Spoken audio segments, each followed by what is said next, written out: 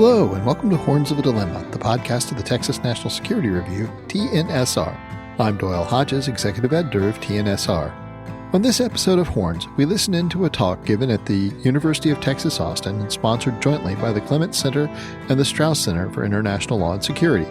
In the talk, we hear from Martha Bárcena, who served from December 2018 to February 2021 as the Mexican ambassador to the United States, and Kim Breier, currently a senior advisor with the Center for Strategic and International Studies and formerly a senior State Department official responsible for U.S. Mexican policy during the Trump administration, as well as during the administration of George H.W. Bush. The talk is wide-ranging, covering a number of the issues that bedevil the U.S. Mexican relationship, such as immigration and trade, but it also highlights the degree to which Mexico and America are each indispensable nations to the other. As Ms. Breier says, Mexico is a country that the United States should be thinking about all day, every day. Let's listen in. Well, hello, good afternoon, everybody. It is good to see all of you here in our strange Zoom universe. I think as most of you know, I'm Will Inboden. I'm the Executive Director of the Clements Center for National Security. And along with the Strauss Center for International Security and Law, we are your co-hosts for today's event. Moderating today's event is going to be my colleague, Professor Ken Green from the UT Government Department, one of the country's leading experts on U.S. Mexico relations. And so I'll be turning it over to Ken in a moment.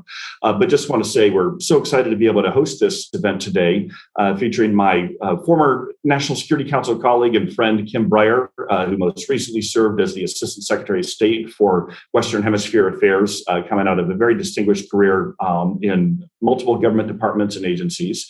And while in that role, Kim became good friends and colleagues with our special guest, Ambassador Martha Bárcena, who has just recently stepped down as Mexico's ambassador to the United States, coming off a very distinguished foreign policy career of her own, culminating in being Mexico's first woman to serve in the role of their envoy to the United States.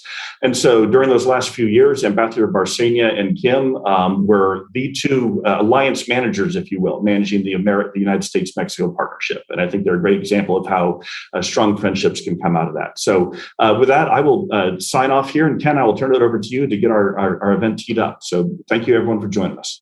Excellent. Thank you so much. And good afternoon to everybody. Thank you for joining us. My name is Ken Green. I'm an associate professor of government here at UT Austin, and I'm going to moderate the event today called U.S. Mexico Relations Achievements and the Road Ahead. The event, as you know, is sponsored by the Clements Center for National Security and the Strauss Center for International Security and Law. So special thanks to both center directors, Professors William Inboden and Bobby Chesney, and also a very special thanks to Elizabeth Doty, who organized the event. We are really lucky at UT to have both the Clements and the Strauss Centers. They are true gems, and they routinely put on world-class events. Today's is, of course, no exception. We have two really superb speakers with us today, and Professor Inboden gave a brief introduction. I'll just expand a little bit. We have with us Ambassador Martha Bárcena, who served as Mexican ambassador to the U.S. from December 2018 to February 2021, so recently retired from that position.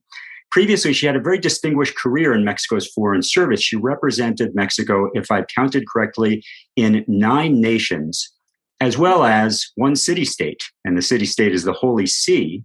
I understand that she had a private audience with Pope Francis as sort of an exit interview on her way to Washington, and that he wished her great good fortune in her dealings with the then Trump administration.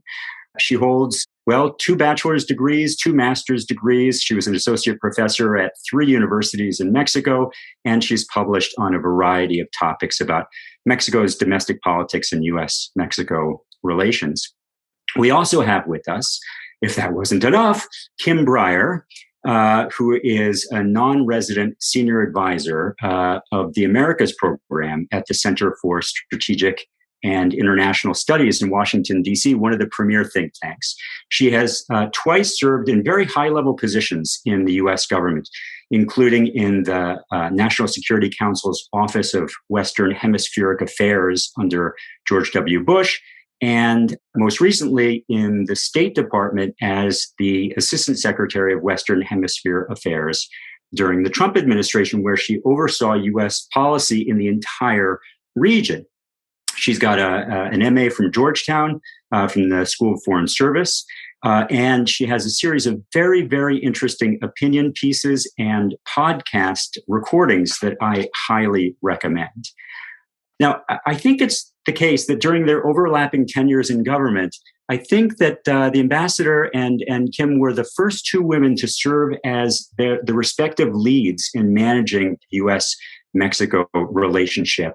And I just wanted to point that out because it's quite important. Also, I mentioned the podcasts. I listened to one and I heard Kim Breier say something very pithy. Mexico matters to the United States all day, every day, she said. And I suspect that Ambassador Bárcena would agree that the reverse is also true, that the U.S. matters to Mexico all day, every day. So it's a good time to talk about binational relations. I mean, it's always a good time, but it's an especially good time now. Relations have shifted in important ways under the prior U.S. administration, especially on trade and immigration. We are, of course, in a very interesting time with the pandemic that presents a series of challenges and a number of opportunities moving forward. And we are at a political juncture where we're in the early days of a new U.S. administration, and we are just 7 weeks away from very consequential midterm elections in Mexico that will likely set the tone for the next 3 years before the subsequent presidential elections there. So with that aside, we want to ask the general question that's the title of our session today. What are the achievements that we should build on, and what are the alterations we should make in U.S.-Mexico relations on the road ahead? So with that, let me turn over the floor. Thank you. Thank you so much, Ken. And it's really, really great to be here with you and my friend, Ambassador Bárcena. Thank you to Will in Bowdoin, whose brainchild this was, as well as to the Clements and Strauss Centers for hosting us. It's really a great opportunity, but in addition to that, it's really just fun to be here. So these are the kinds of things that you really look forward to. I guess I wanted to say up front a couple of things, and I'm going to try to get to Ken's questions. I have kind of two takeaways from the talk, and I want to sort of say those up front. And the first one is, for all of the students who are watching, my takeaway for you is please study Mexico. As Ken said, it matters a lot to the national security of the United States on every level. And the second takeaway is if your phone rings and it's ever your country calling you to serve, please make the answer be yes, even when it's hard, and especially when it's hard.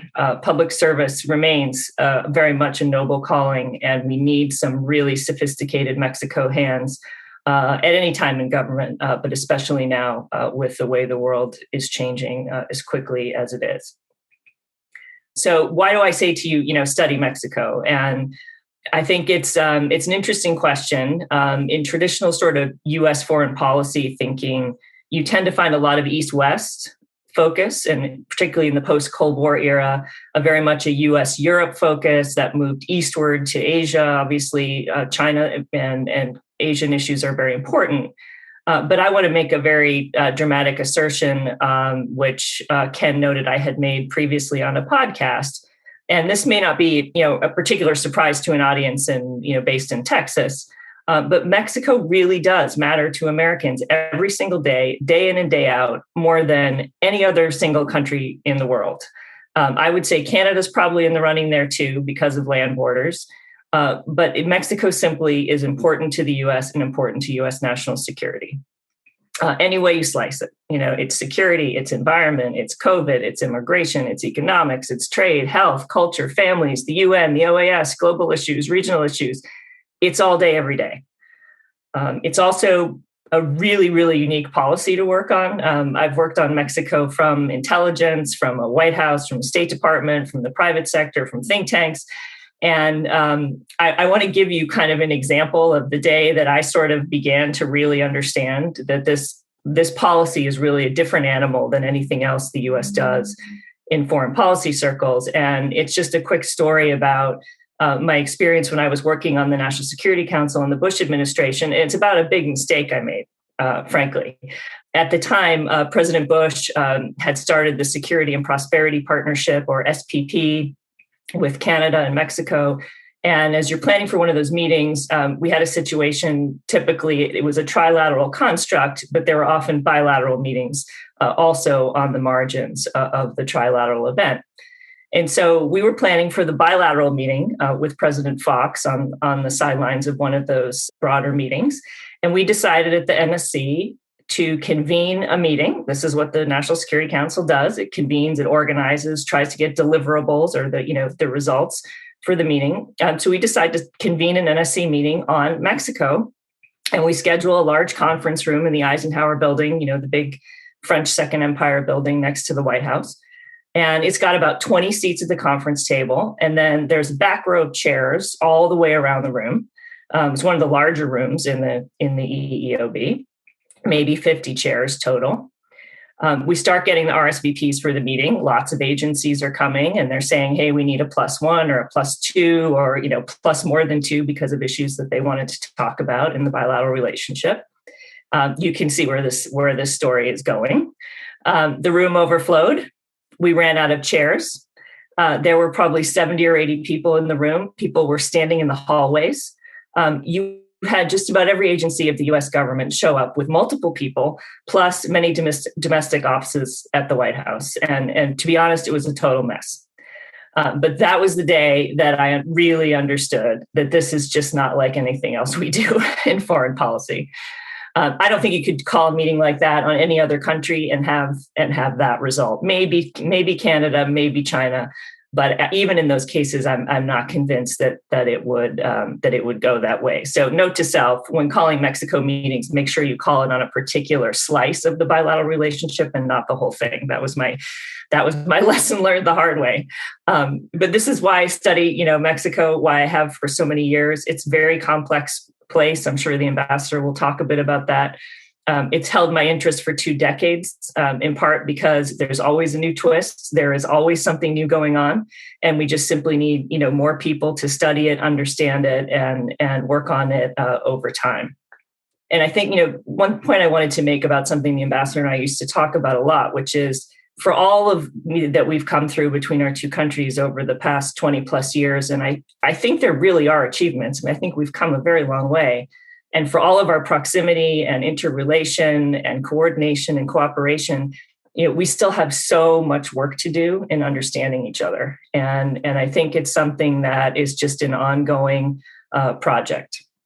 The next thing, as I said at the start, once you're done studying it, Mexico, that is, answer the phone if your government calls. And in my case, the scenario is this: you spend roughly 20 years of your life off and on studying Mexico. I studied at the Colegio de Mexico, lived there for a summer, did my master's thesis on Mexican foreign policy, worked at think tanks, worked with business groups, worked in intelligence, worked at the White House, worked in the private sector. And you fast forward to the election cycle of 2016. And Mexico is the center of President Trump's campaign, both on trade and on immigration. At this moment, I'm happily working in the private sector and have no ties to the campaign. And my phone rang in March of 2017. And it's the government calling, asking me for help and help them to think about a strategy for Mexico. The next thing I know, I'm in policy planning at State, which is where I started. And in July of 2018, I'm on an airplane with 3 cabinet secretaries, Secretaries Pompeo, Mnuchin, and Nielsen, plus Jared Kushner. And there I go to a meeting with President López Obrador in Mexico, who's just been elected president. And there I meet Martha Bárcena. And so it begins. We had a situation. We had President Trump, who ran a campaign about renegotiating NAFTA, which we're in the middle of at this moment in 2018, and a campaign on immigration. And we had President López Obrador, who had written a book, no less, called Oye Trump, and who had a long history of opposing NAFTA. So we are facing, what is potentially a, very serious situation at that moment. Ambassador Bárcena arrived some months later, and we got to work. I should say, there were moments, there were ups and downs, there were near misses, there were hard situations. But at the end of the day, I think the U.S. Mexico relationship is one that is fundamentally about sort of two sovereign countries figuring out how to live together, and not just live together, but prosper. And so with that goal in mind, you roll up your sleeves, you dive in, and you figure it out. And this panel, the real focus is about achievements and the road ahead. And I think these countries have come a tremendously long way. Really, if you think back, I was recently reading Jeff Davidow's book, The Bear and the Porcupine, and you really think about where we started and how far we've come, even in the past sort of 20 years or so. I do think there are real achievements. With that said, we have a very long way to go, and the agenda seems always to expand and never to contract. We now have a state-of-the-art trade deal with the USMCA, and a trade deal that came with broad bipartisan support in the U.S. We have, $600 billion in bilateral trade every year. We have cooperation at our borders that comes in fits and starts.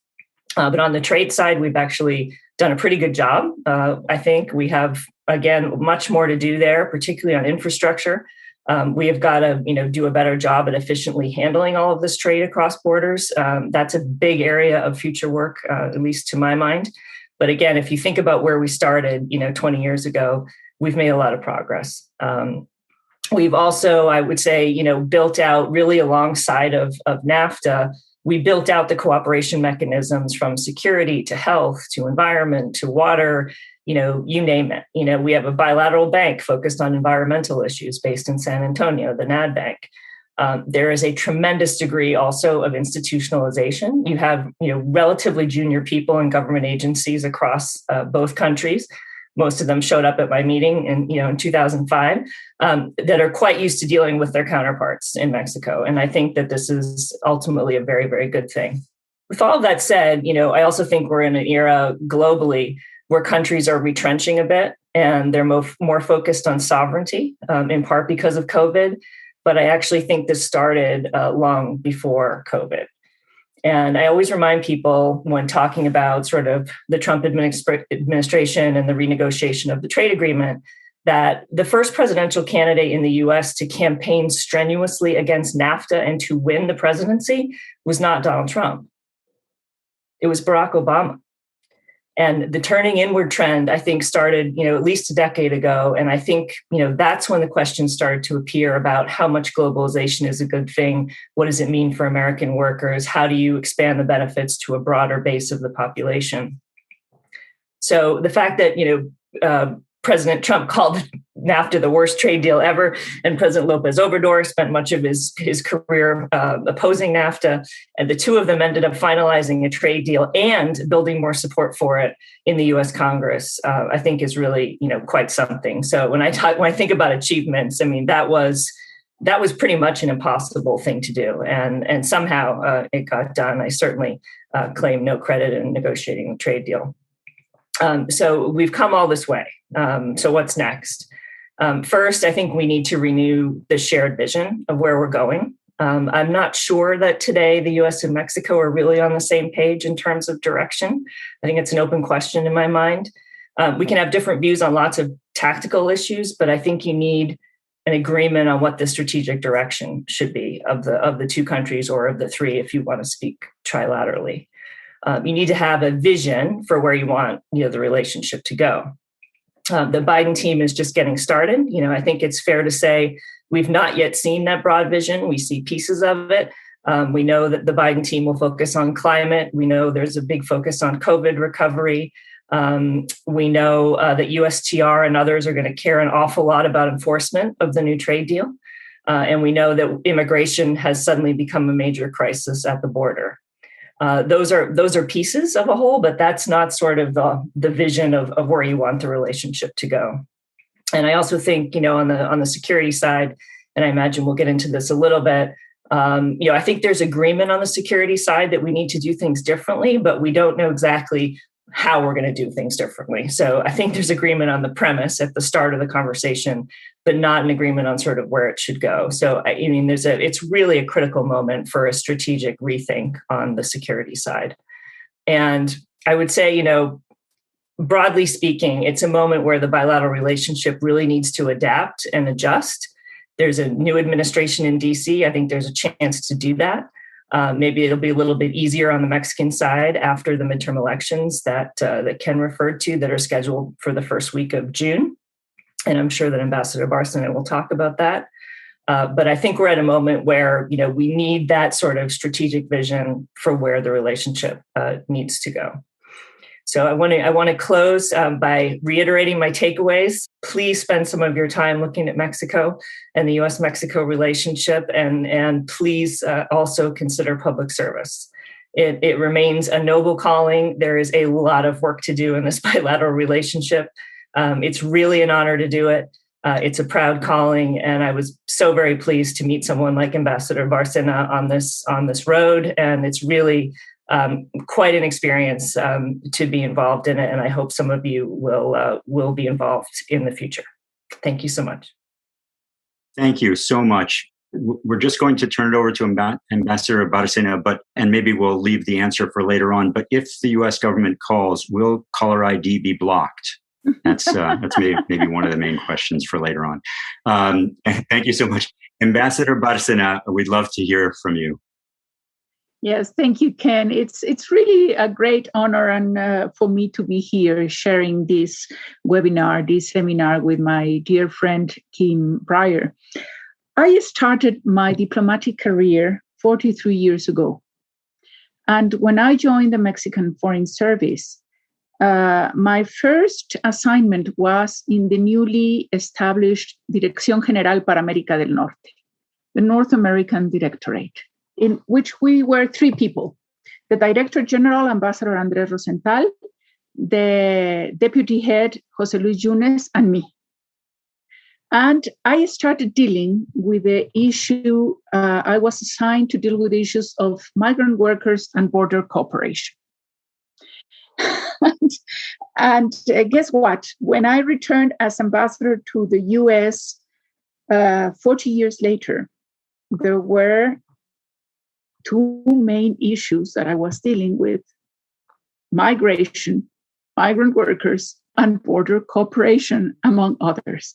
And I even laugh more because when I used to deal with border cooperation 40 years ago, there were among them two big problems. One, the water sanitation problems at Rio Tijuana and the building of the border crossing of Mesa de Otay. And 40 years later, we had the same problems on water sanitation in Tijuana because the cities have grown a lot in Tijuana and San Diego. And we had Mesa de Otay too. So we needed an extra border crossing in Mesa de Otay because the trade between the two countries had simply exploded. And the interaction between the two countries have just changed completely in the last 40 years from which when I joined the Foreign Service and now. But even since I joined the Foreign Service, and I will deal with the same aspect of that Kim has mentioned, there is never a more important country for Mexico than the U.S. We call that the relationship between Mexico and the U.S. is the piedra angular, the cornerstone of Mexico's foreign policy. And our relationship with the U.S. explains in a great measure what we do in the multilateral arena, in the international organizations, in our relationship with Latin America, because we are the largest Spanish-speaking country in the world. We are the second largest Latin American economy after Brazil. But everything is related to our relationship with the U.S. So Mexico has always acknowledged that the U.S. is so fundamental for Mexico's development that we give the attention to the U.S. and to the bilateral relationship as a priority of Mexico's foreign policy. But at the same time, we perceived, maybe wrongly, but then I link this with Kim's comments, that sometimes the U.S. does not realize how important is Mexico for the U.S. and for the U.S. national security. And you see it. You have more seminars on China, which is very important. You have seminars on Japan. You have seminars on this. and not on Mexico. And I have tried to explain to myself in these 40 years of diplomatic career and during my tenure as ambassador, why is that so? And I think one of the reasons is that the US simply takes Mexico for granted. Mexico, it's always going to be a good neighbor. You see, since the Zimmermann telegram in the First World War, in which Germany was asking Mexico to join it so that we could get in return the territories that we lost in the Mexican-American War in 1848, we have always been a good neighbor. So Mexico is taken for granted. The US has always known that its southern border is there and it's safe. And Mexico has formed a part of the Central Command and then the North American Command. And there's the second thing is that Mexico is increasingly more than a foreign policy challenge, a domestic policy challenge in the US or intermestic. And I use a more simple example of the border cooperation, of the sanitation of the Rio Tijuana. I mean, it is a very local domestic program, but it's also a source of bilateral frictions. And the same with the division of water of Rio Colorado and Rio Bravo. And you have sometimes more pressure of the US to comply with the commitments of delivering the water to Texas because of the pressure of the Texas agriculture. And we are worried about the infrastructure decisions that are being taken in the Rio Colorado because this will affect the waters that are finally arriving to Mexico. And if you think that we have between 36 and 38 million people of Mexican origin, either first or second generation in the US, that means that 10% of the US population is of Mexican origin. And that is something that you don't see in any other country in the world.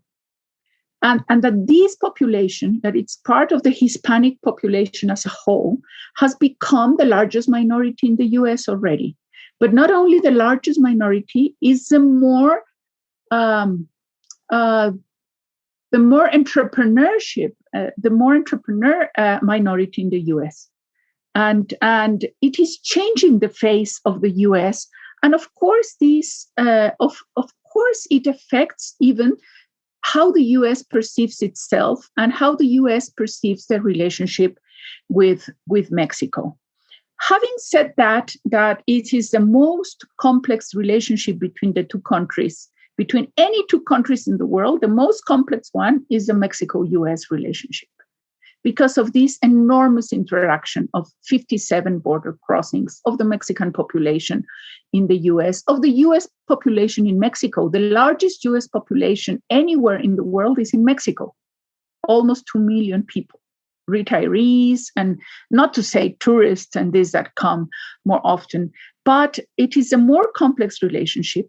But even with these things, we don't know each other well. I am always amazed when I speak in Mexico with my colleagues of academia, of politics and this, they do not understand the decision-making process in the US. They simply do not understand it. And so the expectations of what we can do with the US sometimes are completely out of focus.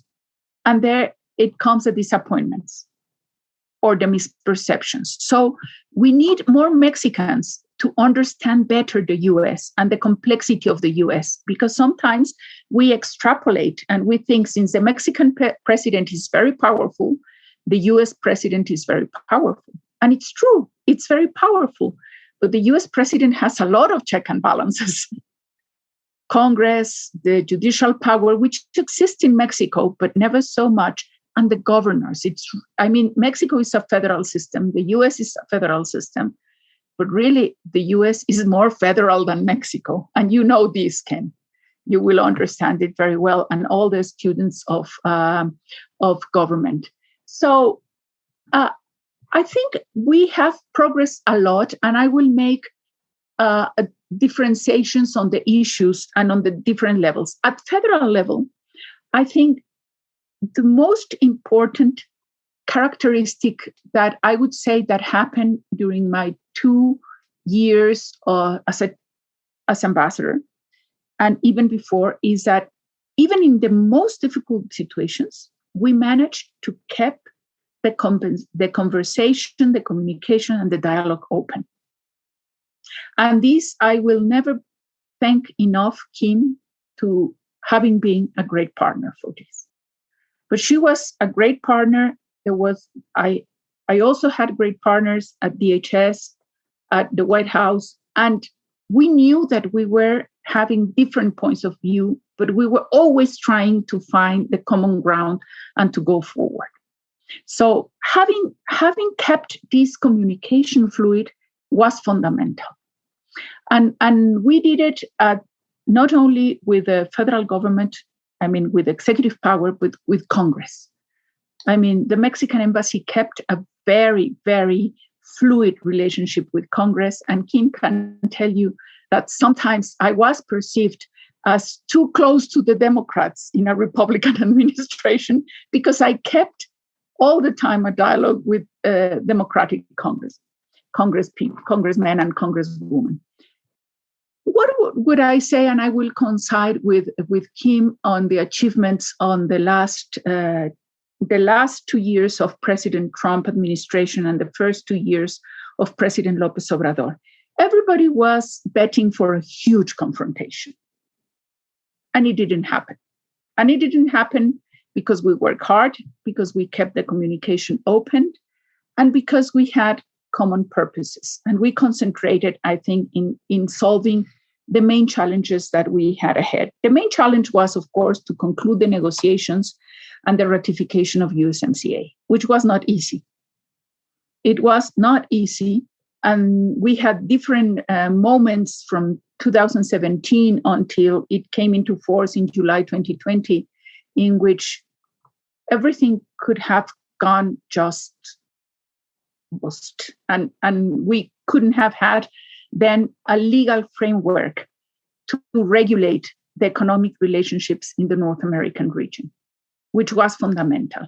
And I think the change of mind of President López Obrador from being a candidate to being a president is that he realized that we needed that legal framework to give certainty to the economic development of Mexico and the North American region, and that he understood the level of interdependence that we already had with the economy of the U.S. and the whole North American value chains.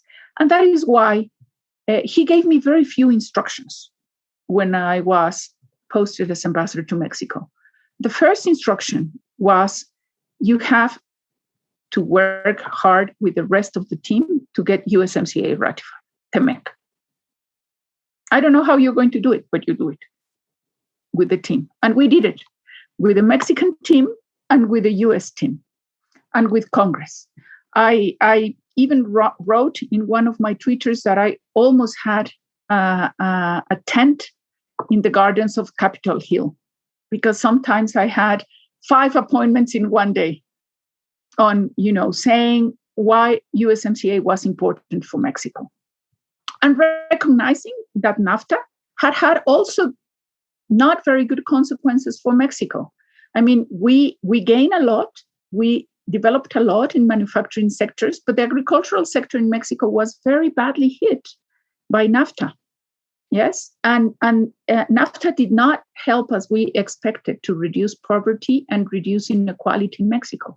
So we were aware that NAFTA did not bring all the good things that we wanted, and we were expecting that USMCA was going to bring this. And that is why President López Obrador was key, because after he was elected, it was when the labor chapter in USMCA went ahead in the negotiations, because López Obrador said, I'm going to do a labor reform in Mexico. I'm going to raise salaries in Mexico.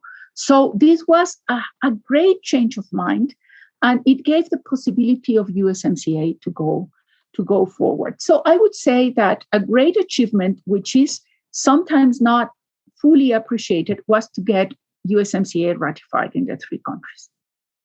And we have that legal framework, which is key for what came later on, the pandemic of COVID-19. Because just imagine the scenario of a pandemic without a legal framework for the economic relationships in North America. It would have been a total disaster.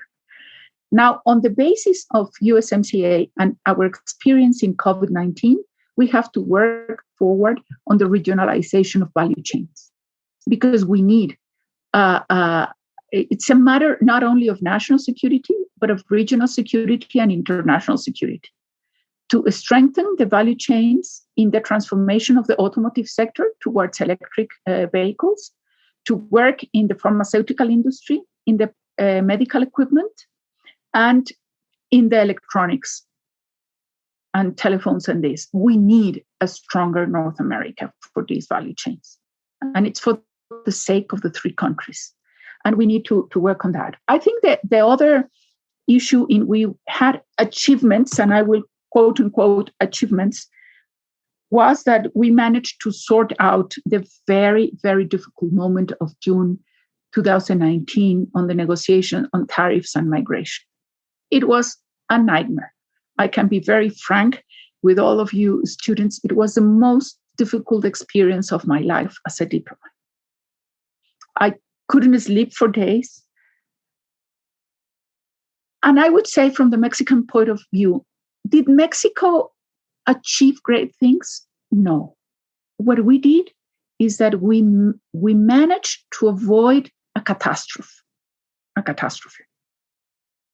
Because if tariffs could have been imposed to Mexico, it could have been a catastrophe. It would have meant the end of USMCA. It could have meant retaliatory measures. It could have meant everything. So did we manage to get good results for Mexico? No. The best result possible was to avoid a catastrophe on the basis of national interest. Did we want it to yield what we yielded, what we agreed? No. We wanted another outcome. We have another perception of migration. We don't see migration as a national security threat. We see migration as a social and economic phenomena that is based on the complementarity of demographic profiles and labor markets. So the point of view of Mexico of migration and the point of view of the US of migration is different, but we managed to reach an agreement. What is the road ahead? And well, then it came COVID in the middle of this, and almost our value chains collapsed. We had to work at the State Department, USTR, Department of Commerce, Secretaría de Economía, Secretaría de Relaciones, the two embassies, 24 hours. I don't know how many times I talked to Boeing, Ford, General Motors, Chrysler, to avoid the collapse of the value chains. And just as an example, Boeing, they say, please, Ambassador, make sure that you don't close any of our suppliers. Who are your suppliers? We don't know. We only know the first-year suppliers. We're going to do our research. And they came 2 days later saying, we have 56 suppliers in 26 states out of the 32 states in Mexico. So how do you manage to keep those open? Yes, so we had to be very creative, and we managed to keep the value chains working. And this is something that it is so important, so important. At the same time, there were decisions that were taken as the closing of the border for non-essential traffic that are still there and that on one side, they are damaging the economies of the southern border of the US and the northern border of Mexico. And you, the University of Texas in Austin, must know very well how deeply impacted have been El Paso, Laredo. I mean, you name it, you have it. They are almost on a bankrupt, all those cities, because there are no crossing of Mexicans to do shopping in the US and other things. And second, it was the implementation of Title 42. That means that CBP, DHS, is returning anyone who crosses the border without going into a migratory trial or process. And that means that explains in a certain way the very elevated numbers of migrants crossing the border. Because in some cases, it's the same person trying to cross 3 or 4 times that is being returned. It is estimated that between 30 and 40% are people of the numbers are people that are trying to cross the same person several times. So we still have this huge challenge of migration. We have the challenge of security, as Kim mentioned. It is a time to set the basis for a new era on cooperation on security. We have this border cooperation on opening new border crossings, because with USMCA, the trade is exploding. But not only border crossings, land border crossings, but new routes, for example, ports to ports, from the port of Coatzacoalcos and Veracruz to the ports of Texas and Miami, because now 80% of the trade is done through Laredo, Nuevo Laredo, and land crossings. And this is collapsing the border. So we need to work on cooperation, on education, on cultural matters, and technical cooperation. But I absolutely agree with Kim, and I will finish with this, that what we are lacking now, and this is a huge challenge, is a shared vision for the future, not only between Mexico and the US, but between Mexico, the US, and Canada. We haven't had a meeting of the 3 leaders of North America in more than 2 years. And I think that we cannot have it now because we haven't built this shared vision. And we need it to know what is the strategy to go forward. And then you can solve the very peculiar and tactical moments that you have.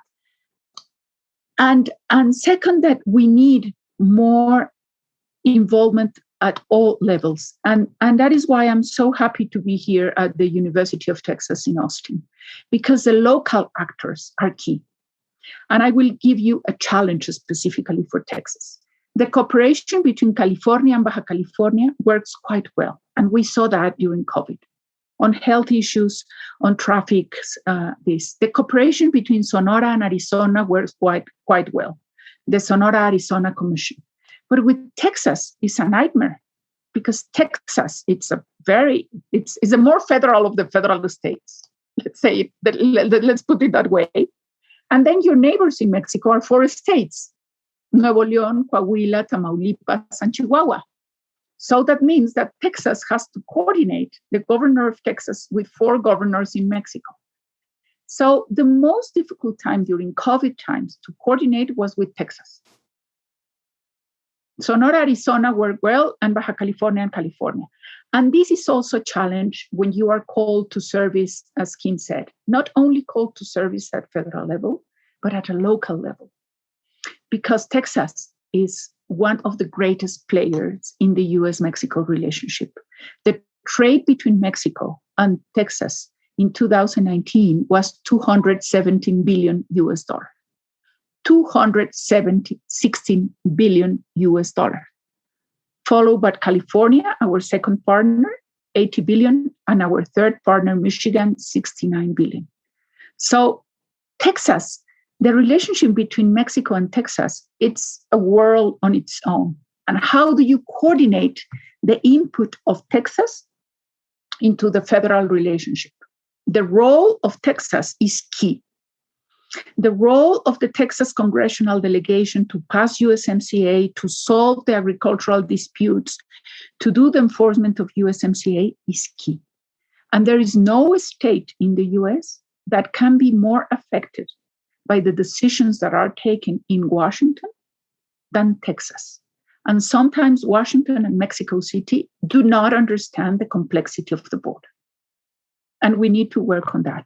I will close here. I could talk for hours and hours more, but I think I'm trying to complement with my comments what Kim said, which basically I agree with what she said on everything, but I wanted to give my input from the Mexican side and for the importance of Texas. Thank you so much. Thank you for listening to this episode of Horns of a Dilemma, and please don't forget to visit our website at tnsr.org.